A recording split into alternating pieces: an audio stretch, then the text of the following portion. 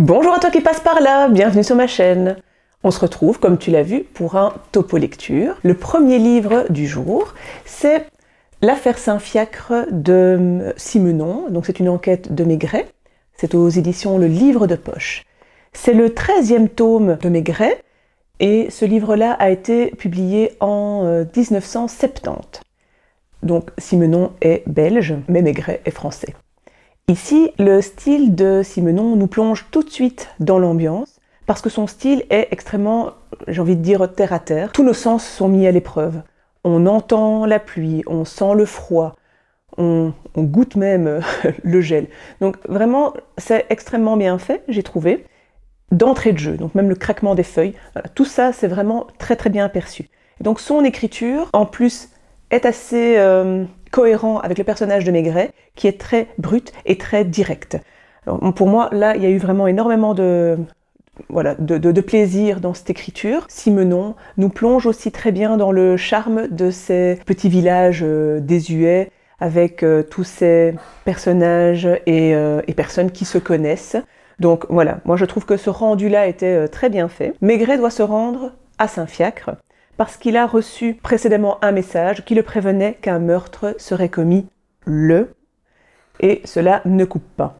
Donc il s'y rend, mais Saint-Fiacre, ce n'est pas un lieu inconnu pour Maigret, parce qu'il y a vécu son enfance. Donc ça c'est un petit peu pour le pitch.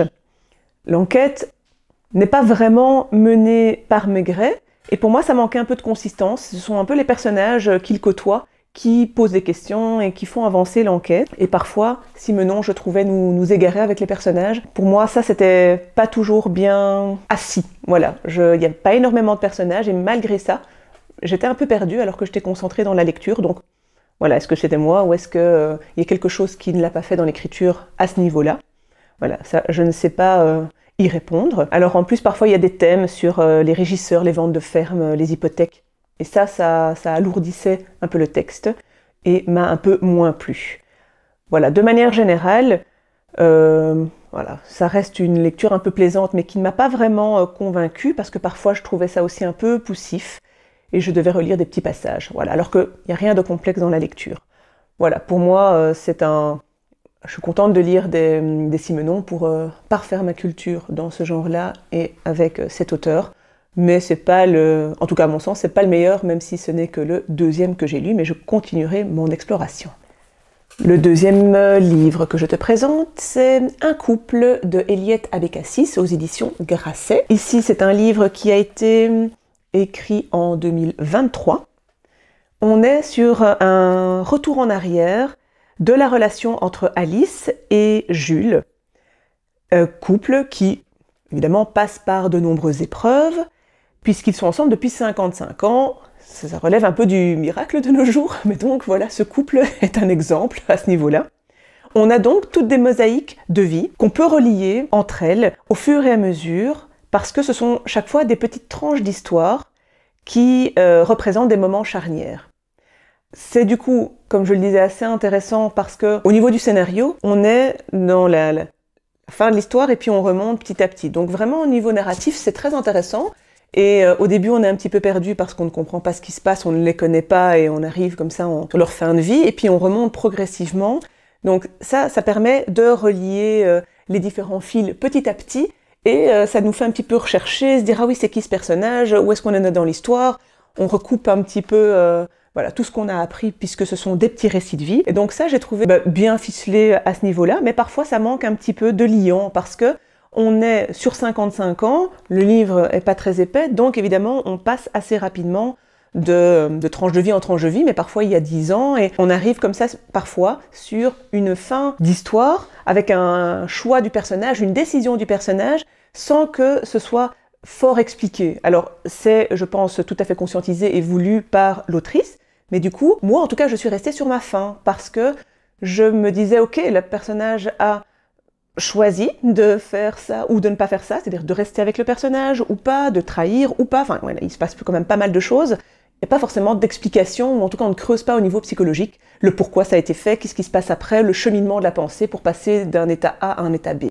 J'en dis pas plus parce que honnêtement, ce serait pas très intéressant. Ce que je pouvais reprocher, c'était vraiment parfois ça, ce manque de liant et de pouvoir bien intégrer pourquoi les personnages réagissent de cette manière-là. Voilà, sinon c'était une plongée sympa dans cette rétrospective dans laquelle on voit vraiment les différents lieux, les relations avec d'autres personnages, leurs familles, les amis, et puis entre eux évidemment, qui est le gros du livre.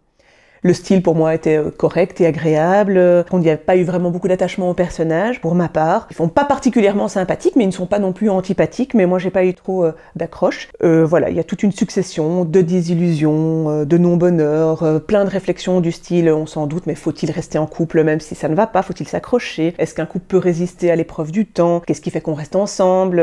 Pourquoi est-ce que quand on veut partir, on revient, on reste? Voilà, un petit peu tout ça. Voilà, malgré le côté un peu sympa, c'était pas toujours assez creusé, et ça je trouve un petit peu dommage. C'est peut-être ce qui m'aurait fait passer d'une bonne lecture à un petit plus. Voilà, qu'est-ce que je peux encore dire? C'est pas un couple qui m'a fait rêver, mais quand on tient sur 55 ans, c'est finalement pas si mal. Voilà, je te laisserai découvrir évidemment ce roman si ça t'intéresse. Et puis je serai ravie de voir aussi ce que tu en as pensé, si tes avis divergent ou pas. Alors, la troisième lecture, c'est L'inondation de Evgueni Zamyatin. Ici, c'est aux Actes Sud. Ça a été écrit en 1929. Je suis tellement contente que ce livre soit arrivé dans ma bibliothèque. Je l'ai acheté, il n'a pas choisi de venir, mais voilà, je suis vraiment très très contente d'avoir fait cet achat. J'avais déjà lu un autre de ses livres, puisqu'il avait écrit une dystopie qui s'appelle Nous autres. Cette dystopie a inspiré d'ailleurs 1984, donc c'est pas rien. Et j'avais beaucoup apprécié son style, même si parfois c'était un petit peu ardu et ça pouvait un peu nous perdre dans son lyrisme. Et en même temps, j'avais beaucoup aimé les idées qu'il y avait derrière et tout l'univers de cette dystopie. Donc voilà, ici j'avais pas mal d'attentes. Pour moi, c'est un grand succès ce livre. Vraiment, j'ai adoré. Il arrive à nous captiver. J'étais à fond dans ma lecture. L'écriture est super forte. Il y a des métaphores qui sont utilisées tout le temps en lien avec la nature. Moi, je qualifierais même son écriture de lyrique, mais cette fois-ci, il ne nous perd pas. Chaque phrase était super bien tournée. Alors avant de te parler de ça, je vais quand même te dire un petit peu de quoi ça parle. C'est Sophia et Trophime qui sont mariés, mais n'ont pas d'enfants. Trophime se détourne de sa femme. Sophia désespère parce qu'elle aime son mari et qu'elle est triste de ne pas pouvoir lui donner d'enfants. C'est alors que, par l'effet du hasard, l'une de ses voisines, Genka, perd son père, se retrouve seule et donc Sophia propose à Trophime d'accueillir Sophia chez elle. Voilà, je ne te dis pas plus. Ça, c'est au niveau de l'histoire, ouais, c'est vraiment très petit. Dans la journée, le soleil tournoyait sans trêve, comme un oiseau, décrivant des cercles autour de la terre. La terre s'étendait nue. Au crépuscule, le champ de Smolensk, tout entier fumait comme un cheval échauffé. Par un jour d'avril, les murs étaient devenus si ténus qu'on entendit distinctement les cris des gamins au dehors. « Attrape! Attrape-la » Sophia savait qu'il s'agissait de la fille du menuisier Genka. Le menuisier habitait à l'étage au-dessus. Il était malade. Sans doute le typhus. Voilà, je trouve ça en tout cas simple, mais en même temps extrêmement fort et précis. Je voulais aussi montrer un petit passage avec les ressentis et les émotions de Sophia. Donc, évidemment, on parle de ses règles, de ses menstruations. Donc, Sophia se réveilla, mais le sang était bien là. C'était comme à l'habitude, son sang de femme. Avant, il s'agissait simplement de ces jours où il lui était pénible de marcher, où elle avait froid aux jambes et se sentait sale. À présent, c'était comme si on la faisait passer en jugement, et chaque mois, elle attendait le verdict. À l'approche de ces jours-là, elle ne dormait pas, elle avait peur, et en même temps, elle avait hâte que cela arrive. Si cette fois cela ne venait pas, si elle était... Mais rien ne se passait. Il y avait en elle une fosse vide. Tant les descriptions que les sentiments sont vraiment décrits de manière ciselée et j'ai adoré le style qui ne m'a pas fait sortir de la lecture. Je n'ai pas su m'empêcher de le lire, je ne savais pas en sortir. Donc grandement mené. Pour terminer, ce que j'ai envie de dire aussi, c'est que tout ce qui est, tu te doutes, mais la psychologie des personnages, de Sophia en particulier, c'est d'une justesse folle. Moi, j'ai eu beaucoup d'empathie pour ce personnage et on comprend chacune des réactions de chacun des personnages. Et donc, c'est une grande réussite à ce niveau-là aussi. Tu l'auras compris, je te le recommande chaudement. C'est court, c'est intense, c'est bien écrit et c'est poignant. Merci Zemiatine, j'espère qu'il y en a d'autres qui seront aussi bons que celui-là. C'est vraiment une lecture que j'ai adoré faire ce mois-ci. Ensuite, je te présente À ceux qui ont tout perdu d'Avril Bénard. Alors ici, c'est aux éditions J'ai lu. Le livre a été écrit en 2023.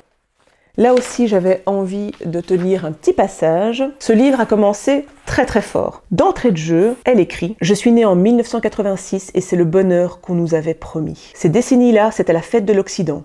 C'était clinquant jusqu'au lobe des oreilles. C'était démesuré d'optimisme. On pouvait tout rêver, on pouvait tout acheter, on pouvait tout vouloir.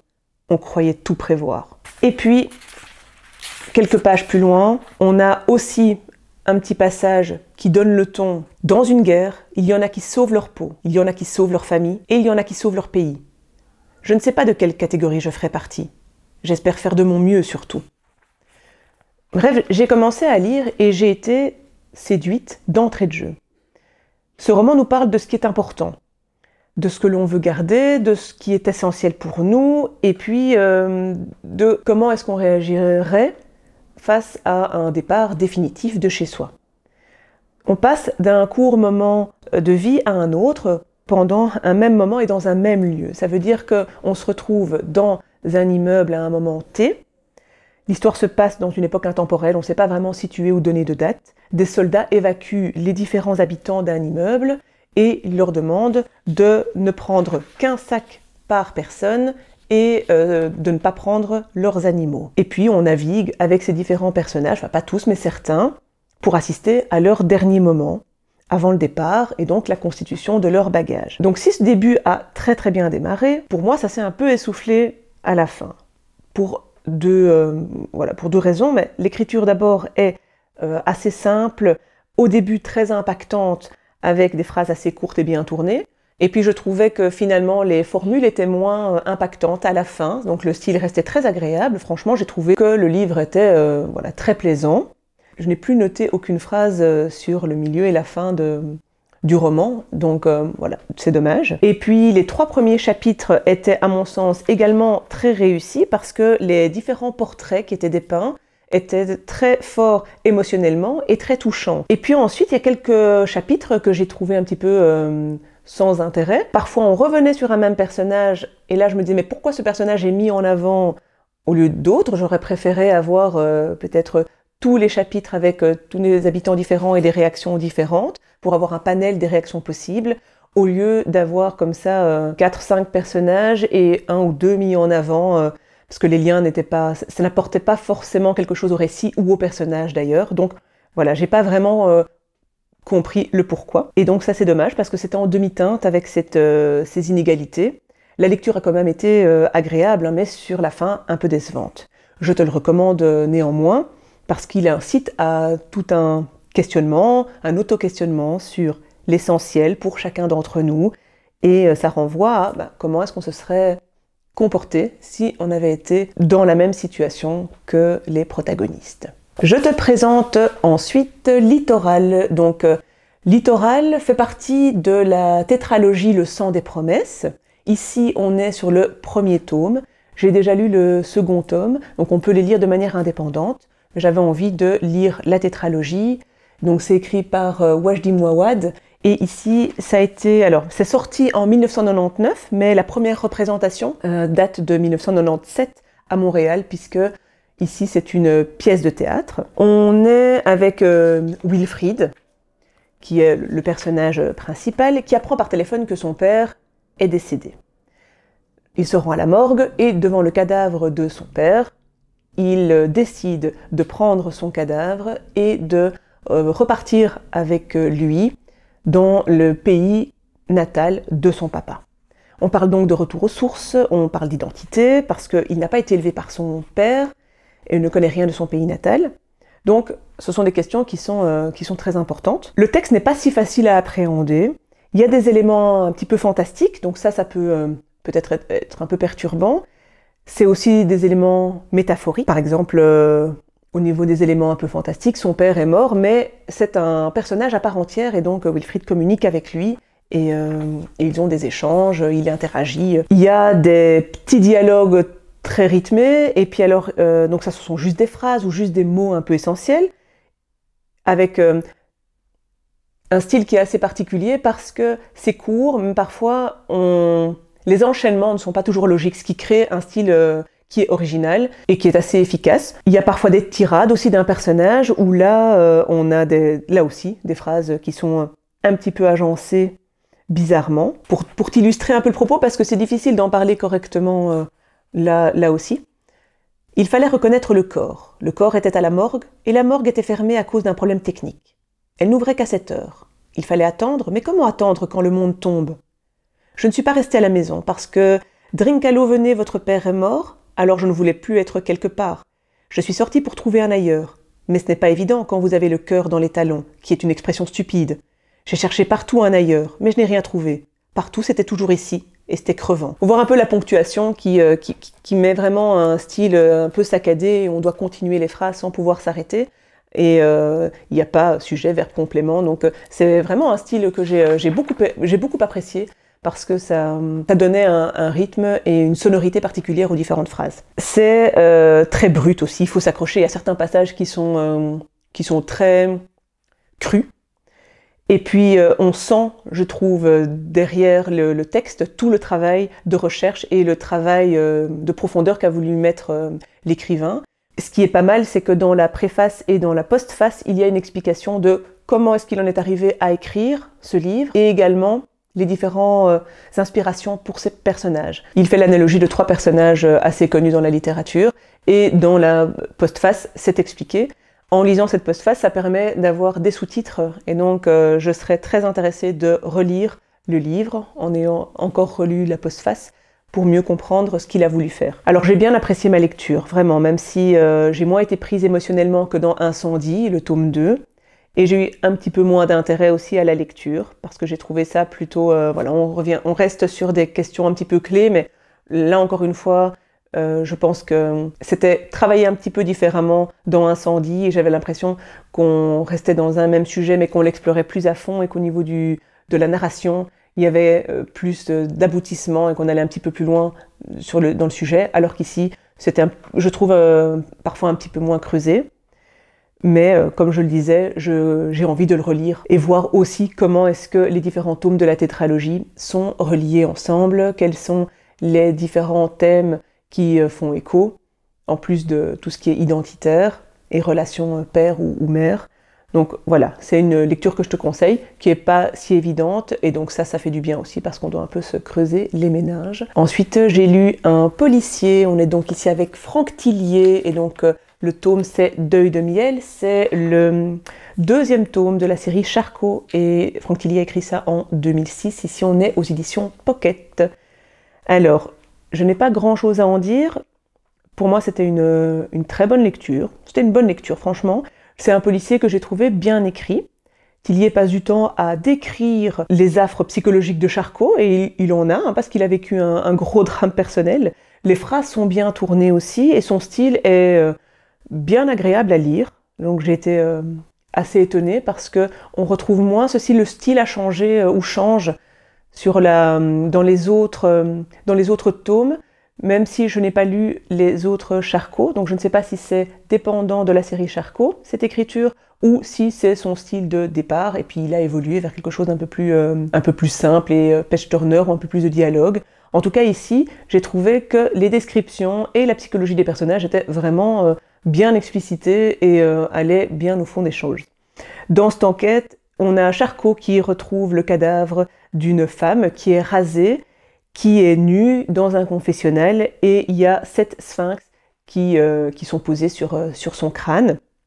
Il n'y a pas de blessure apparente, mais de quoi est-elle morte dans ce cas et pourquoi? Pour moi, c'est le 2e tome, mais il aurait pu, franchement, il se suffit à lui-même et on aurait pu s'arrêter là parce que c'était bien construit au niveau du style, bien construit au niveau de l'enquête. C'était assez sympa. Mon petit bémol, c'est que j'ai pas trouvé Charcot extrêmement sympathique, ou en tout cas, voilà, pas dans ce tome-là. C'est pas le commissaire que je préfère. Il ne reste pas moins que je te conseille ce roman, si tu aimes le genre policier. Et puis le dernier que je te propose aujourd'hui, c'est Un océan, deux mers, trois continents de Wilfried Ensonde, c'est aux éditions Babel. Ici, le livre a été écrit en 2018 et l'auteur est né à Brazzaville. L'auteur romance la traversée d'un personnage qui a existé, qui s'appelle Antoine-Emmanuel Ntsakou né Vunda. À la base, ou en tout cas dans la réalité, c'est un ambassadeur. Ici, dans le livre, on parle moins d'ambassadeur. Par contre, comme le personnage qui n'est pas fictif, il vient d'être ordonné prêtre. Le roi du royaume du Congo mandate Sakou de se rendre à Rome, chez le pape, pour dénoncer l'esclavage, qui est subi notamment par son peuple. Alors s'ensuit tout un périple sur la mer, puis sur terre. Le personnage principal y découvre l'esclavage et ce que la nature humaine peut faire subir à ses concitoyens. Le livre avait vraiment tout pour me plaire. Or, j'ai eu un sentiment partagé. Ici, ce que j'ai trouvé dommage, c'est que je suis restée un petit peu en retrait par rapport à ma lecture. Et donc, la lecture est restée un peu lointaine. Le style est bien, mais pas beau, pas particulier. J'ai rien noté. Et donc, je ne me suis jamais ennuyée. J'ai toujours trouvé ça bien écrit. Mais j'ai pas trouvé le style remarquable. Donc ça, c'était pas un point très positif. Puis le héros est ingénu, il est sympathique, il est choqué de ce qu'il voit. Il a envie de changer les choses, il reste observateur, mais ses réflexions sont cohérentes, on comprend aussi pourquoi parfois il ne bouge pas. Mais le lecteur aussi reste observateur, en tout cas moi je suis restée observatrice et c'est un petit peu le point commun de ce que j'ai ressenti avec ce livre. Parce que j'ai pas été plus attachée que ça au personnage, alors qu'il avait aussi tout pour me plaire et que sur papier il était plein de valeurs et très sympathique. On a de l'action, pas beaucoup, mais encore une fois, même quand il y a de l'action, on vibre pas trop, parce que dans ce roman d'aventure, j'avais l'impression parfois qu'il n'y avait pas forcément d'enjeu et que tout allait bien se passer pour le personnage.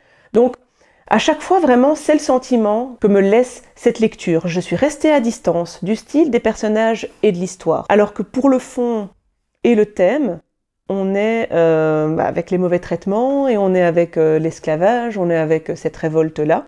Et donc, soit c'est voulu, alors c'est brillant parce que c'est extrêmement bien réussi, soit ça ne l'est pas et donc je pense être passée à côté, tout simplement. Parce que j'ai aimé le livre, mais sans passion. Voilà, donc je te le conseille, je pense que c'est un bon livre, ma lecture a été agréable et c'était une bonne lecture, mais je suis restée un petit peu dans ce sentiment mitigé du début jusqu'à la fin. Voilà, ça c'est pour les différentes lectures que j'ai à te proposer aujourd'hui. J'espère que ce topo lecture t'a plu. N'hésite pas, comme je l'ai dit au début, à mettre un commentaire, même un petit emoji ou un petit mot. Tout me fait plaisir. J'espère te retrouver très prochainement sur la chaîne. Je te dis à bientôt, que le plaisir de lire soit avec toi.